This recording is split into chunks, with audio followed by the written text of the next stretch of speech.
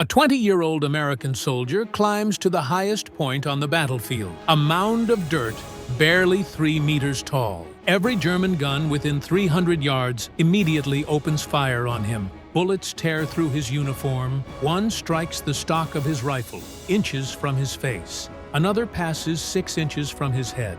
He's been there for 90 minutes, alone, in the most exposed position on the entire field. Every military manual says, seek cover, stay low, don't expose yourself. Private Alton Knappenberger did the opposite, and by doing so, he would kill at least 60 German soldiers and break a counterattack that should have overrun the American beachhead at Anzio. His tactic was simple, the logic of a deer hunter. If you want to understand how a rural Pennsylvania boy killed 60 Wehrmacht soldiers using the same instincts he used waiting for bucks in the forests back home, you need to see what he saw that morning. The hunter. Alton Warren Knappenberger was born December 31st, 1923, in Spring Mount, Montgomery County, Pennsylvania. Rural country. His father worked in a factory. His mother kept the house. Alton grew up hunting. From age 12, he stalked white-tailed deer in the woods around Spring Mount. His primary technique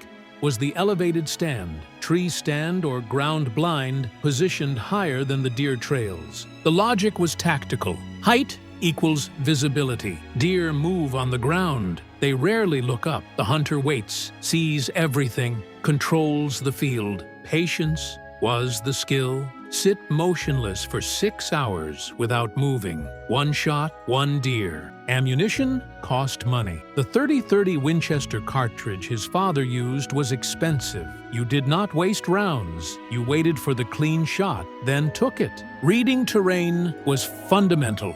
Before climbing into the stand, Alton studied the forest. Where would the deer move? What trails did they use? Where would they feed? The stand went in the best position to observe all approaches. The hunter controlled the geometry of the encounter. Before the war, Alton worked at a brick factory in Spring Mount, 10 hours a day carrying 50-pound bricks. The work built muscle and endurance. But it was the hunting that built the instincts that would save him at Anzio. Into the Army. March 1943. Pearl Harbor had happened 16 months earlier. The Selective Service Act drafted Alton Knappenberger. He did not volunteer. The Army sent him to basic training at Fort Meade, Maryland. He learned the M1 Garand first, 8 rounds, semi-automatic, 4.3 kilogram. Then they assigned him as a BAR gunner. The Browning automatic rifle, a 1918. A2 was the squad automatic weapon. It weighed 11 kilograms loaded, more than twice the Garand.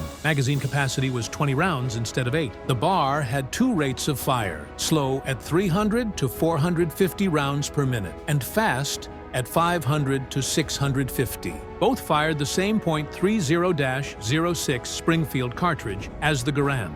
The BAR was heavier, slower to reload, but it provided suppressive fire the Garand could not deliver. Doctrine said, use cover, stay low, conserve ammunition. Alton learned the lessons, but hunting had taught him something else. Go high, see more, control the field. To Italy. September 1943. The 3rd Infantry Division, nicknamed the Rock of the Marne, shipped to Italy.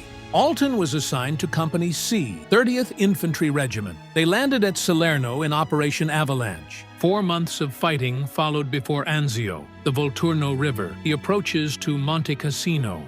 Alton performed his duties, carried the bar, fired when ordered, kept his head down. His platoon nickname was Nappy. He did not stand out. No awards, no commendations, no mentions for exceptional bravery. Just another rifleman in a rifle company. Anzio, January 22nd, 1944. Operation Shingle.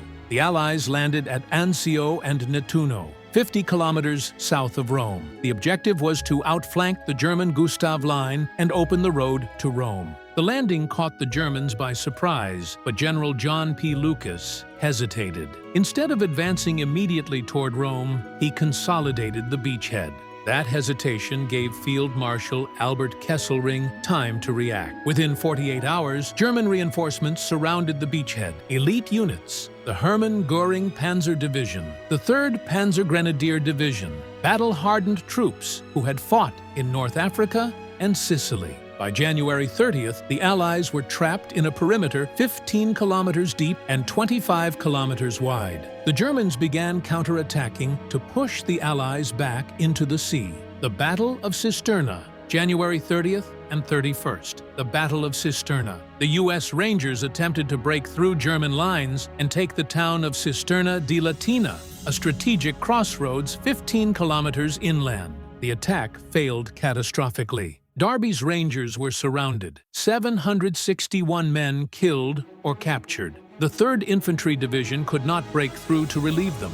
By February 1st, the Germans were preparing a major counterattack. The plan was to split the beachhead and destroy the Allied forces piecemeal. Company C received orders on the evening of January 31st. Reconnaissance patrol near Cisterna identified German positions before the expected counterattack. Alton Knappenberger packed 6 magazines for his BAR, 120 rounds. At 11:30 a.m. on February 1st, the patrol moved out into the kill zone.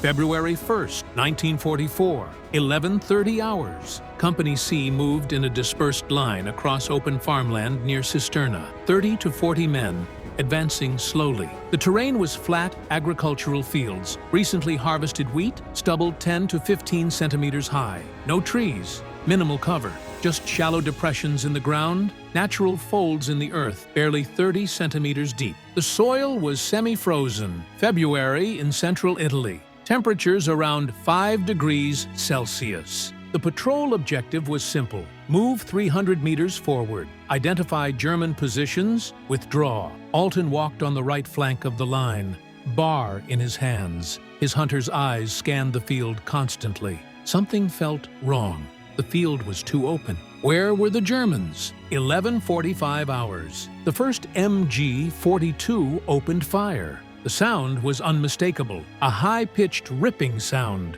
1,200 rounds per minute, like an electric saw cutting through wood.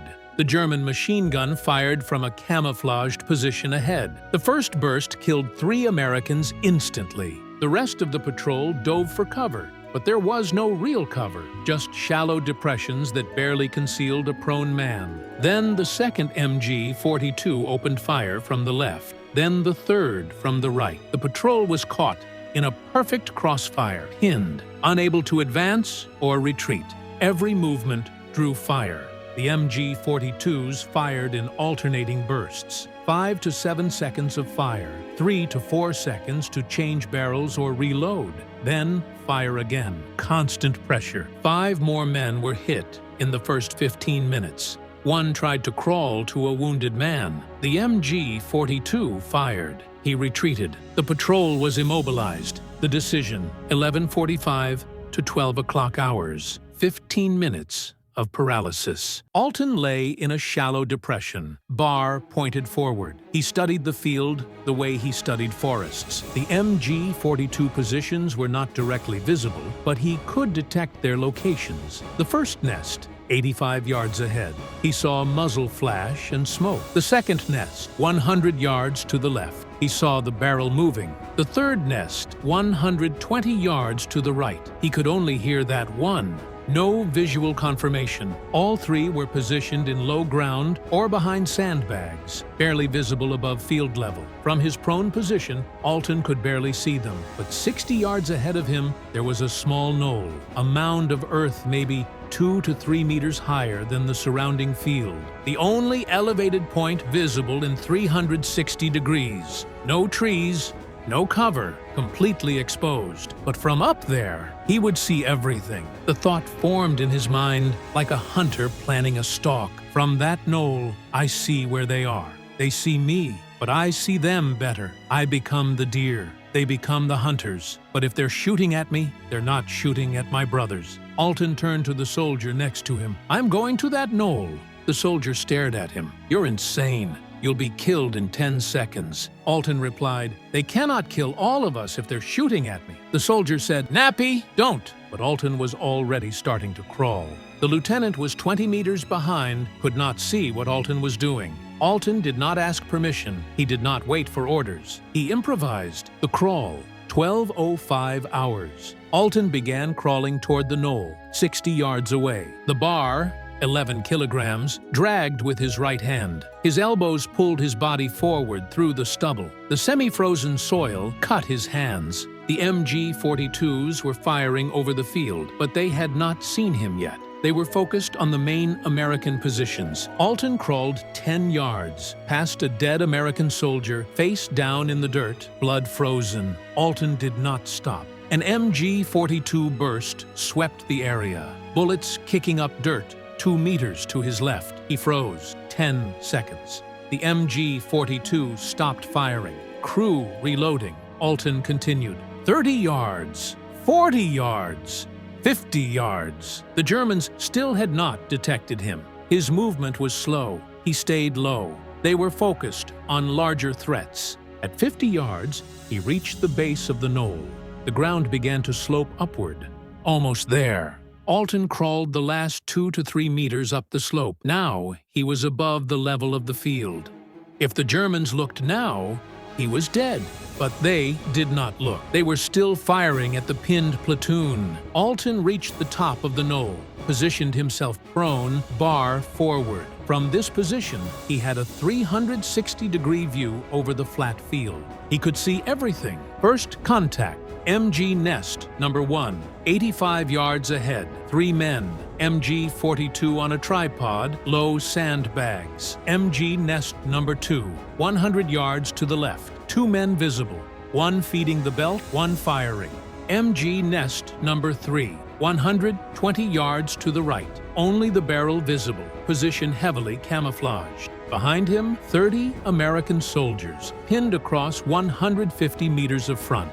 Alton made his tactical decision. Engage the closest target first. MG Nest number 1, 85 yards. He switched the bar selector to slow, 300 to 450 rounds per minute. More control, less wasted ammunition. 12-10 hours. Alton aimed at the MG-42 gunner in nest number 1, controlled his breathing, held it, squeezed the trigger. The bar fired 4 rounds in 1 second. Put, put, put, put. The gunner fell backward. The second crewman, the ammunition feeder, turned to see what happened. Alton fired again. 3 rounds. The second crewman fell. The third man ran. MG-42 number 1 was silenced. The Germans in the other positions saw the shooting. They searched for the source. 5 seconds later, they identified Alton on the knoll.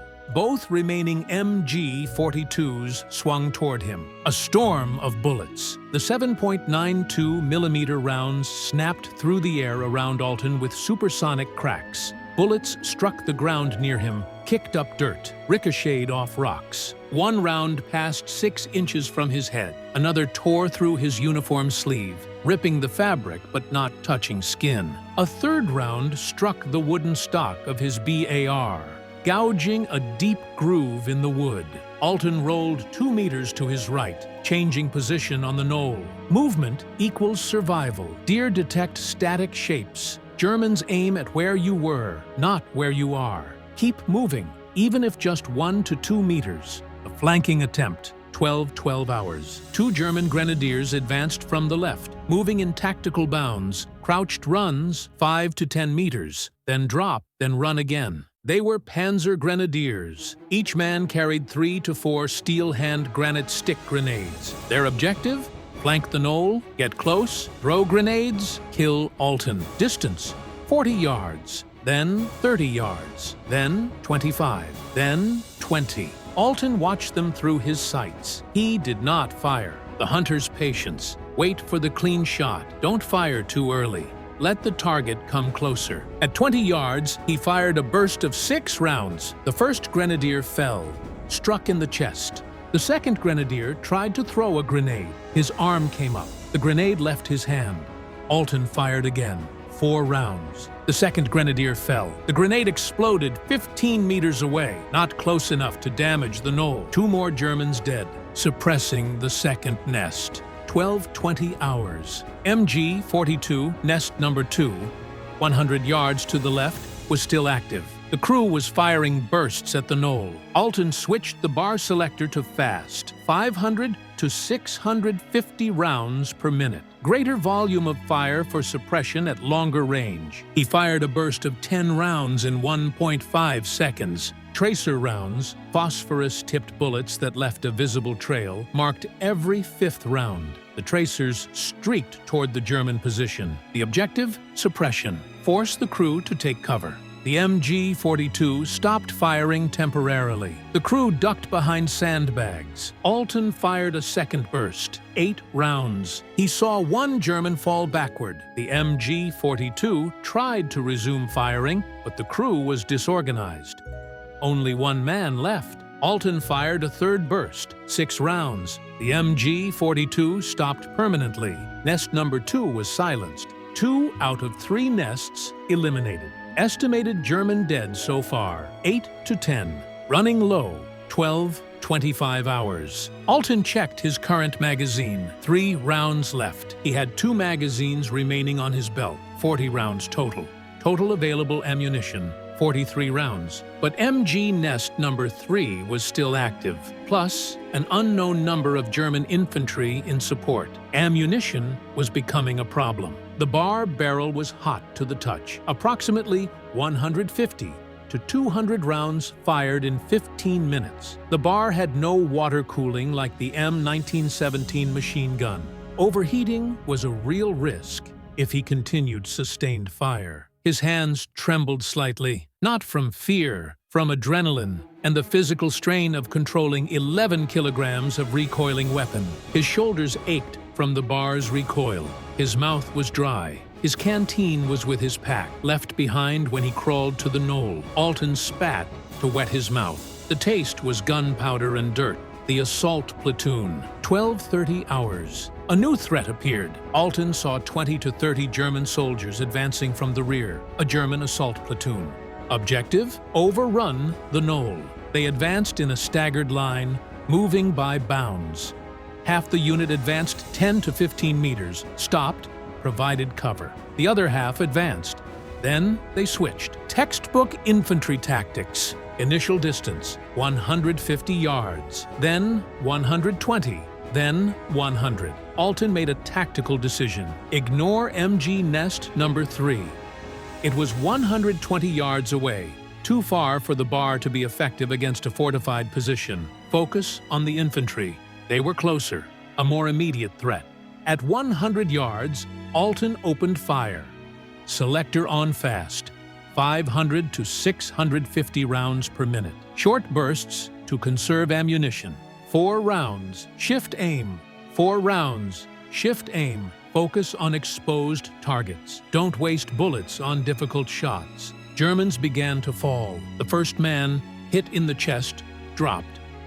The second, hit in the leg, fell screaming. Third, fourth, fifth, 5 to 6 Germans down in 30 seconds. The rest sought cover, diving into depressions or behind the bodies of dead comrades. At 80 yards, Alton continued firing. Any movement drew a burst of 3 to 4 rounds. A German raised his head to look. Burst. He fell. Another tried to crawl forward. Burst. He fell. 4 to 5 more Germans down. The assault platoon could not advance against concentrated fire from an elevated position. A German officer, heard shouting in German, ordered a temporary withdrawal. The assault platoon retreated. Estimated German casualties in this engagement, 10 to 12. Alton was still on the knoll, still alive, out of ammunition. 12:40 hours. Alton squeezed the BAR trigger. Click. Magazine empty. He swapped to his last magazine. 20 rounds left. That was all. MG Nest number 3, 120 yards to the right, was still firing. Bullets struck around Alton. One round hit 6 inches to his left. Another round struck the BAR stock, splintering wood. Another tore through his uniform sleeve, ripping fabric but not breaking skin. 20 rounds remaining. MG Nest number 3 still active. The Germans could send another assault platoon at any moment. I need more ammunition. Now, Alton identified a dead American soldier 15 yards below the knoll, the same soldier he had passed during his initial crawl. The dead man had an M1 Garand and a cartridge belt. Alton had a choice: descend the knoll into full exposure or stay and run out of ammunition when the Germans attacked again. Certain risk now versus certain death later. He chose to move. The resupply, 43 hours. Alton began crawling down the knoll toward the body. 15 yards away, the German MG-42 detected movement, opened fire. Bullets tore up the ground around him. At 5 yards, a German grenade exploded 5 meters to his right. The shockwave. Dirt in his face. He continued crawling. At 10 yards, an MG-42 burst past centimeters above him. At 15 yards, he reached the body. He turned the dead soldier over, searched for BAR magazines. None. The soldier had an M1 Garand, not a BAR. The Garand used en-bloc clips, 8 rounds each. The BAR used 20-round box magazines, same ammunition. 3006 Springfield, but different feed systems. Alton would have to manually empty the Garand clips and reload his BAR magazines by hand. Under fire, he removed the cartridge belt from the corpse. 6 clips. 48 cartridges total. The MG-42 continued firing. Alton's hands were shaking from adrenaline and incoming fire. He grabbed the first clip, ejected 8 cartridges into his palm, picked up an empty BAR magazine, began inserting rounds one by one, grabbed the second clip. His hands were shaking too badly to load all 20. He managed 16 rounds. An MG-42 burst cracked nearby. Fuck it. Good enough. He shoved the remaining clips into his pocket. About 32 rounds. Crawled back up the knoll. 46 hours. Alton was back at the top, magazine loaded with 16 rounds, plus approximately 32 more rounds in loose clips in his pocket. Total, 48 rounds. The long fight. The pattern repeated. Germans attempted to flank. Alton fired. Germans retreated. Every 15 to 20 minutes, a new German attempt. At 13:20 hours, MG Nest number 3 finally went silent. The crew either evacuated or died. The record does not specify which. Alton reloaded his magazines 3 more times using the Garand clips. Each reload took 2 to 3 minutes. Dangerous, exposed, but necessary. Estimated total rounds fired over 2 hours, 200 to 250. Alton lost count of how many Germans he killed. His focus was survival, not score-keeping. Relief. The American platoon, pinned for over 2 hours, was finally able to move. With the MG-42 nests silenced, soldiers advanced or retreated to safer positions. Some moved forward to consolidate terrain. Others fell back with the wounded. An officer, probably the lieutenant, shouted toward the knoll, "Nappy, get down here!" Alton fired his last rounds, then descended from the knoll. He walked back toward American lines. His uniform had 3 bullet holes. The BAR stock was splintered. The barrel was still hot. Soldiers looked at him in silence. Someone said, "You held them for 2 hours, alone." Alton did not respond. Exhaustion. A medic checked him for wounds. Nothing. Not a scratch. Miracle? Luck? Or constant movement? Impossible to know. The count. Days later, intelligence officers returned to the field near the knoll. They counted German bodies. In front of the knoll, approximately 20 to 25 corpses. In the surrounding area, MG nests and approaches, approximately 35 to 40 bodies, or evidence of wounded evacuated by the Germans. Total, approximately 60 casualties confirmed dead, plus seriously wounded evacuated. Distribution, primarily in a 180-degree arc in front of the knoll. MG Nest, number 1, 85 yards, 3 dead. MG Nest number 2, 100 yards, 2 to 4 dead. 2 grenadiers, 2 dead. Assault platoon, 10 to 12, dead or wounded. Other engagements, 20 to 30, dead or wounded. The divisional commander, Major General Lucien Truscott, of the 3rd Infantry Division, called Alton Knappenberger a one-man army. Recommendation for the Medal of Honor was immediate. After February through May 1944, Alton continued in combat after Anzio. The 3rd Infantry Division fought to break out of the beachhead. May 23rd, Operation Diadem. The breakout succeeded. June 4th, Rome was liberated. Alton entered Rome with the 3rd Infantry Division. On May 26, 1944, the Medal of Honor was awarded. The official citation was read. It described Alton positioning himself on an exposed knoll, enemy fire striking within 6 inches of him, crawling 15 yards under fire to obtain rifle clips from a fallen comrade, single-handedly breaking up enemy attacks for more than 2 hours. Alton was 20 years old. He had seen 5 months of combat. This was the first and only action for which he was recognized. After the ceremony, Alton was sent back to the United States. He participated in the War Bonds Tour, telling his story to sell war bonds. This was standard procedure for Medal of Honor recipients. Did doctrine change? Not officially. Army field manuals still taught, use cover, stay low. But the story of Alton Knappenberger was taught at infantry school at Fort Benning as an example of adaptation to terrain, using disadvantages as advantages. Exposure equals visibility equals control. Initiative when command is paralyzed. The lesson, doctrine is a guide, not an absolute law. Terrain plus situation overrides the manual. Alton's decision was against doctrine, but tactically brilliant for that specific terrain. Home, 1945 to 2008. Alton returned to Pennsylvania. He worked as a truck driver, then as a supervisor of an asphalt paving crew.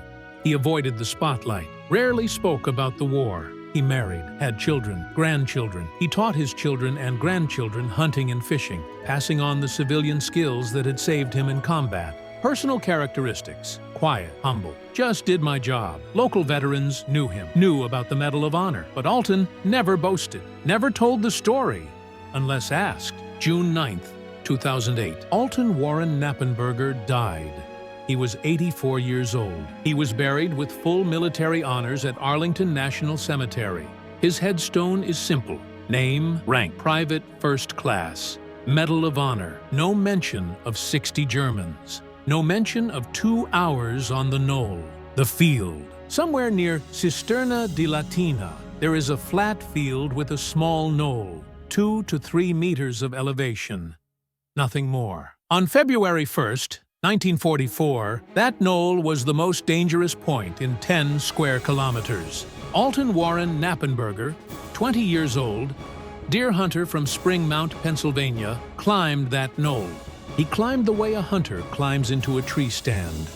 He waited, he shot, he survived, and he saved 30 men who could not move.